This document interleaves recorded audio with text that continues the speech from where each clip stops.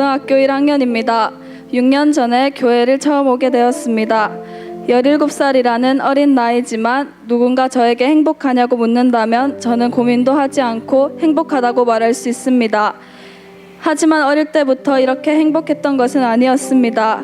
어린 시절 기억은 잘 나지 않지만 3살 때 엄마와 아빠가 이혼을 하였고 저는 할머니, 할아버지와 살았습니다. 조금 시간이 흐르고 엄마, 아빠와 다시 함께 살게 되었지만 저는 무슨 이유인지조차 모르는 채로 엄마와 아빠가 서로 욕하고 소리 지르며 싸우는 것을 봐야만 했습니다.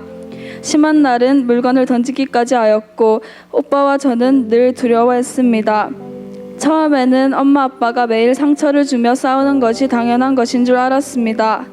그런데 유치원 친구가 자기 엄마 아빠가 조금 말다툼을 했다고 슬퍼하며 얘기를 꺼낸 것을 듣고 그것을 당연하게 여겼던 저는 조금 충격을 받았습니다. 이미 저에게는 일상이 되어버린 것들이 다른 가족에게는 슬퍼할 일이라는 것에 저는 많이 힘들었습니다. 결국 얼마 있지 못하고 엄마 아빠는 다시 헤어지게 되었습니다. 2번이나 겪게 된 엄마와의 이별은 제게 더 큰 상처로 다가왔습니다. 하지만 저는 오빠처럼 엄마 없는 애라는 소리를 듣고 싶지 않았기에 특별히 별나고 못된 짓을 하지 않았습니다. 오히려 유치원 선생님들께 칭찬받으려 노력했고 친구들 앞에서 행복한 척을 했습니다. 그 누구한테도 저희 가정의 상황을 말하지 않았습니다. 유치원 선생님들이 엄마의 부재에 대해 물을 때 어쩔 수 없이 거짓말을 해야 했습니다. 그리고는 집에 와서 할아버지한테 엄마가 보고 싶다고 떼쓰면서 울었습니다. 엄마와 헤어지고 아빠 몰래 엄마와 몇 번 만나기도 했습니다. 여느 때처럼 엄마를 만나기로 한 날 아침 저는 열이 38도까지 올라갔지만 엄마가 너무 보고 싶어 괜찮은 척하며 유치원에 갔습니다. 유치원에서는 저의 열을 재더니 저를 집으로 보냈습니다. 그래서 결국 엄마를 만나지 못하고 또 울었습니다. 몸보다 더 아픈 것은 저의 마음이었습니다.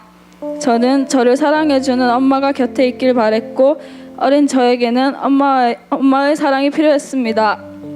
하지만 그 어린 나이에 이것이 내 현실이라는 것을 알았고 나는 불행하다는 것도 느꼈습니다.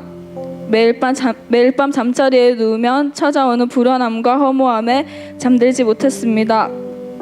잠을 자고 일어나면 또 올 내일이 정말 무서웠습니다. 그렇게 저는 암울한 유치원생의 시절을 보내고 초등학교에 입학했습니다. 우리 가정의 상황을 알고 아무 생각 없이 뱉는 사람들의 말에 상처받아 눈물을 훔칠 때도 많았지만 여전히 저는 불행한 티를 전혀 내지 않았습니다. 그렇게 제가 초등학교 2학년이 되고 엄마 아빠와 다시 살게 되었습니다. 엄마 아빠는 저희를 위해 노력하는 것 같았습니다. 겉으로 보기엔 다른 가정처럼 평범했습니다. 하지만 엄마 아빠는 늘 술을 마셨고 예전과 다름없이 싸우기만 했습니다. 제가 초등학교 4학년 때 엄마는 교회에 다닌다고 하였습니다. 그 뒤 항상 짜증만 내던 엄마는 조금씩 변하였습니다. 엄마가 같이 교회에 가자고 했을 때 저는 엄마가 변화된 것에 호기심이 생겨 흔쾌히 큰숨 맑은 샘 교회에 나왔고 이곳에서 우리 가정을 위해 기도해 주시는 많은 분들을 만날 수 있었습니다.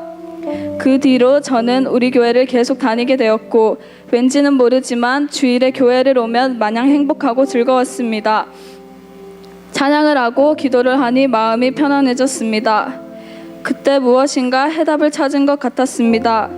매일매일이 힘들었던 저희 가정에 예수님이 계시면 모든 게 괜찮아질 것 같았습니다.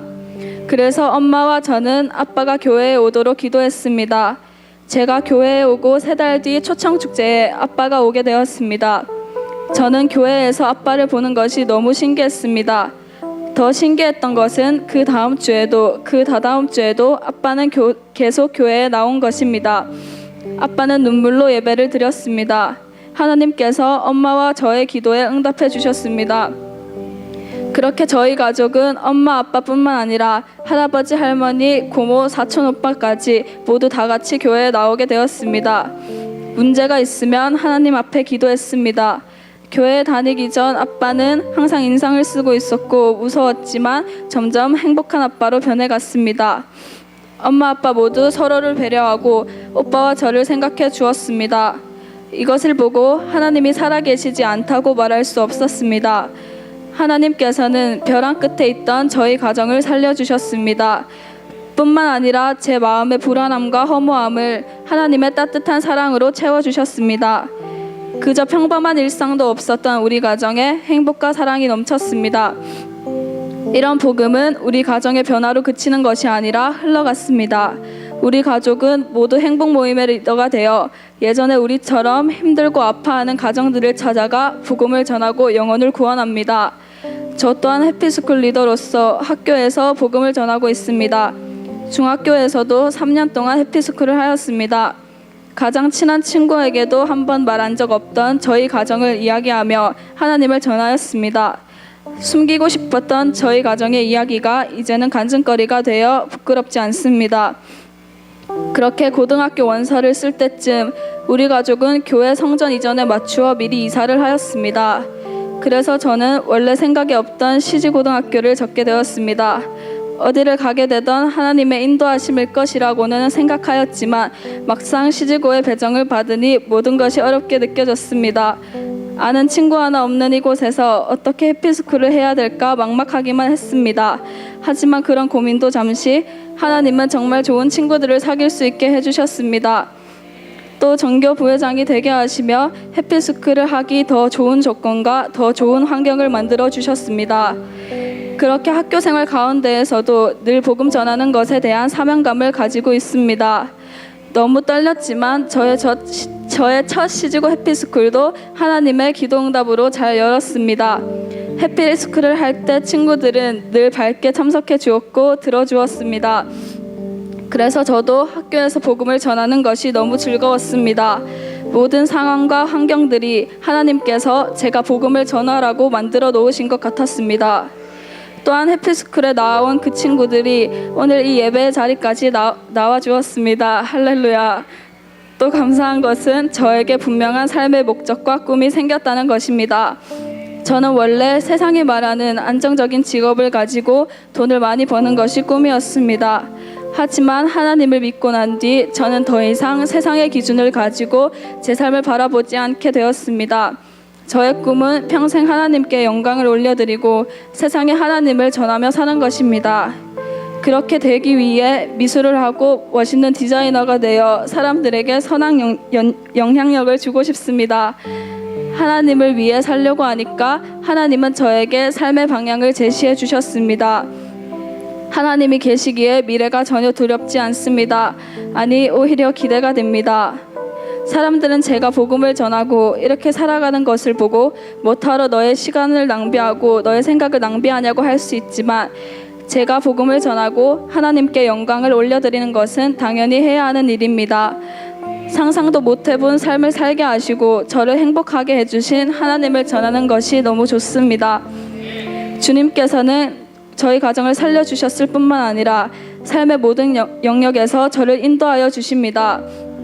제가 한 이 이야기는 하나님이 아니라면 그 누구도 그 무엇도 할 수 없는 일입니다. 이렇게 좋은 것들을 누리지 못할 뻔한 저에게 하나님과 우리 교회가 있어 너무 든든하고 감사합니다. 목사님, 우리 가정에 찾아와 손을 내밀어 주시고 끊임없이 양육해 주시니 정말 감사드립니다. 그 누구보다도 멋진 인생을 주신 하나님께 이 모든 영광 올려드립니다.